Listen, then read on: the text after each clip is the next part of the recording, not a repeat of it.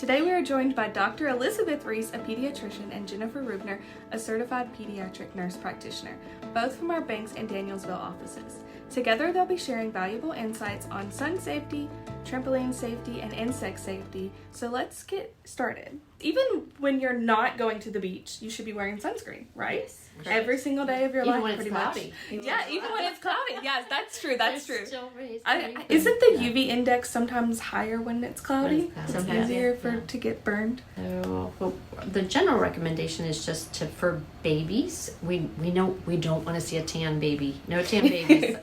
If they're less than 6 months, they should really be out of direct sunlight. So if you're going to go to the pool or beach, try to go in your low sun times. If you want to get them into water, make sure that they have a hat that covers the face, ears, and back of the neck.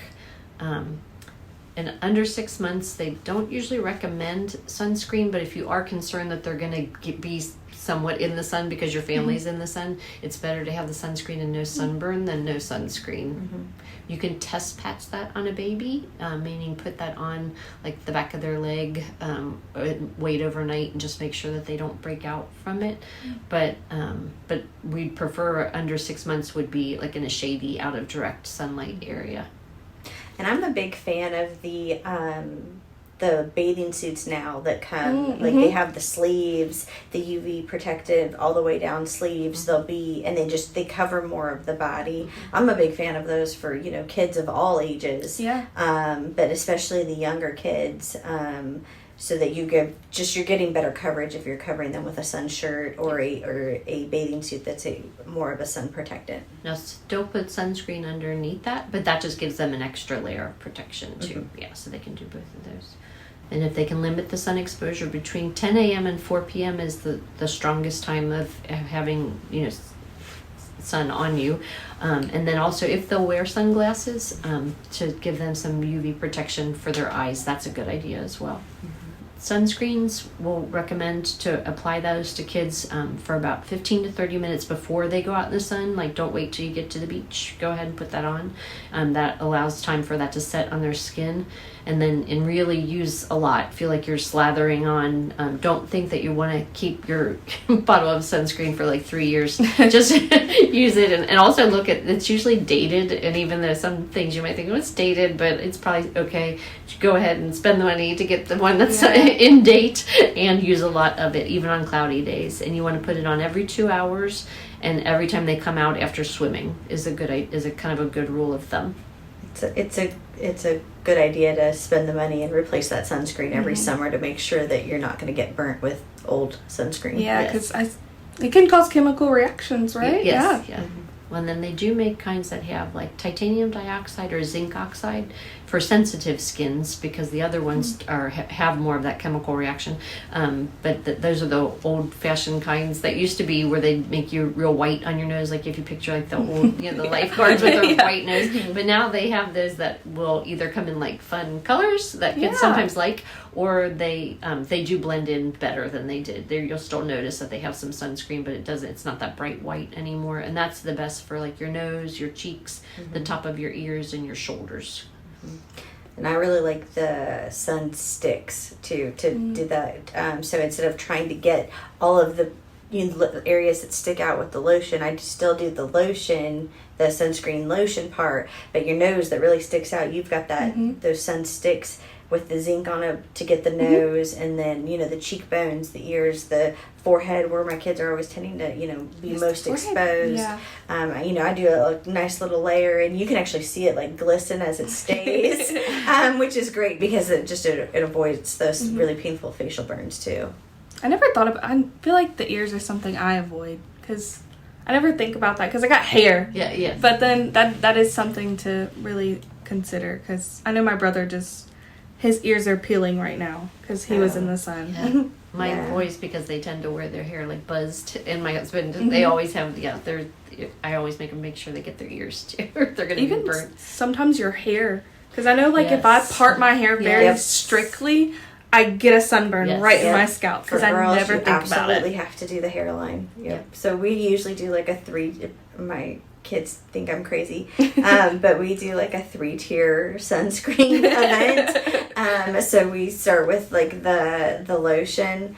And then any areas where they're going to need more of the zinc, we do the sun stick. So that's like the face, the back of the neck, and the parts. And then I usually top it off with the spray for anything I didn't lotion really well. And I've been doing it there. I've got a 14 and a half year old and an 11 and a half year old, and I've been doing that method for years, and we hardly ever have any burns, and on very fair skinned children. So they can laugh at me all they want, but it works. So they won't be laughing when they're sunburned. That's right. When you're outside sometimes too, even if you're going to go play on the trampoline, I think it would be safe to say use your sunscreen because the sun's still there. Yes. It's not like, I feel like it's very common to think, I'm going swimming, I'm going to be in the sun all day, I need to put sunscreen on. But I'm going outside to jump on the trampoline, ride my bike, do this, do that. I don't think about sunscreen. Cause all day sporting games, yes. soccer games, Saturday or morning soccer games where, maybe the coach forgot to put the sunscreen on the back of the neck and then got burnt all day because her hair was up, stuff like that. That's true. Yes. I didn't even think about that. I was just sitting here thinking like, because they spend a lot of time at sporting events where they're out in that sun, and yes, all of those need sunscreen. And here, a lot of it will hit us when we're in those first cooler days when it's still a little bit windy and you're not hot, so you're not thinking about the fact that I might be getting a burn. And that's a lot of times when you go in with the worst sunburn and you didn't even realize you were getting burned until the next day. Yeah. So with trampolines when you're outside, is there any other, obviously wear your sunscreen, check first thing. What else would you say would be good to have, like notes to have in your head for trampoline safety? Well, we would, the same way that we talked about with our pool safety, really anything where there is a potential for injury, it's a good idea to have a adult supervisor that's out there to just make sure that kids are kind of being safe with the equipment. That most injuries are actually due to when more than one child is jumping at a time. So it's like 75%, I think they say, of trampoline injuries is when 2 kids are on, because one bounces like the other one off as you go, or they collide and fall. So trying to just have one person on at a time. Remember that the nets that are around aren't really, they're not like catch-alls to make sure that kids won't fall off of the trampoline, and trying just to be, again, instilling in them just safe maneuvers and allowing one person at a time.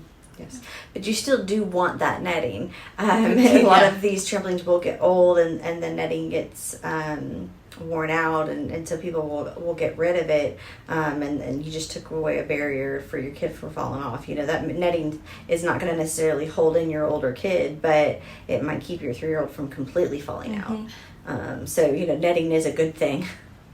For sure. I know I didn't realize, I guess, how weak, not really weak, it's not really the right word, but how fragile kids' bones are. Because this girl, I don't really know her, but her daughter just broke her leg from jumping on the trampoline. And it was just because there was more than one kid on that trampoline, but when she landed, it just so much, I guess, force brought down, and it snapped her leg in half. Yeah, and you'll see a lot of that too, where the kids are playing around and jumping, and there's multiple around, and they'll fall just in the wrong way on their leg, and then another kid falls on top of them, and you definitely end up with a break at that point. So. And then when you're outside also, Georgia has bugs everywhere. Always mosquitoes. Do you recommend using bug spray, or how do you recommend kind of fighting those things off? Because I know even ants get on my nerves. Yes, those fire ants are terrible, aren't they? Yes.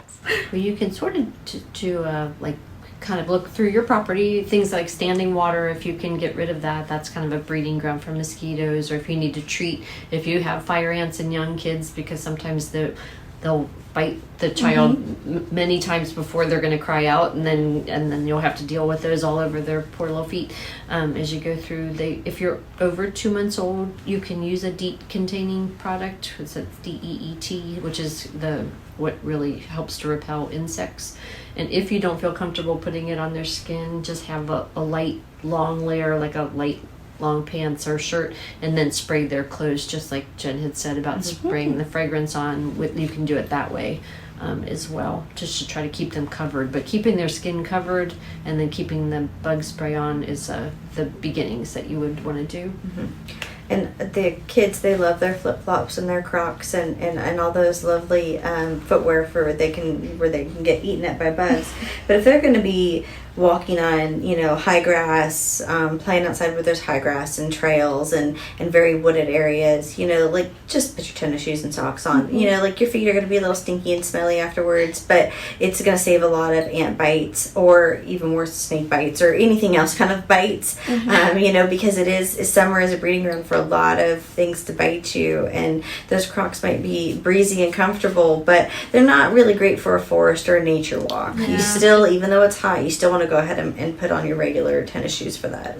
And then after you're done too in your nature walk, just get used to checking your kids for ticks and bites and anything that they see, because ticks, if they're removed quickly, they're much easier to get off of the skin, and much less likely to transmit any kind of disease, like Lyme disease, that sort of thing. The shorter time that they're on, it's a fully fed tick. When they get very engorged and enlarged, that you have more of a risk of transmission of those illnesses. So if you check them and you see it either just crawling on the skin or it's just latched on, then you're going to have a little bit more luck getting that off of there. And the hairline is really important. Doing a really good check on your hairline, because those ticks love to get into that hairline that you don't see them for. And so that sometimes you can, if you're having trouble, if your kid's got really thick hair, popping them in the bath and doing a really good shampoo, conditioner, and feeling all over for any ticks on their hairline. Tuning in to the MedLink Health Connections podcast. We hope you found today's episode informative and inspiring. If you enjoyed the show, please subscribe, rate, and leave a review on your favorite podcast platform. Remember, the information shared in this podcast is for educational purposes only and should not replace professional medical advice. Always consult with your healthcare provider for any medical concerns. Stay connected with us on social media and visit our website at medlinkga.org for more resources and updates. Until next time, stay healthy and take care.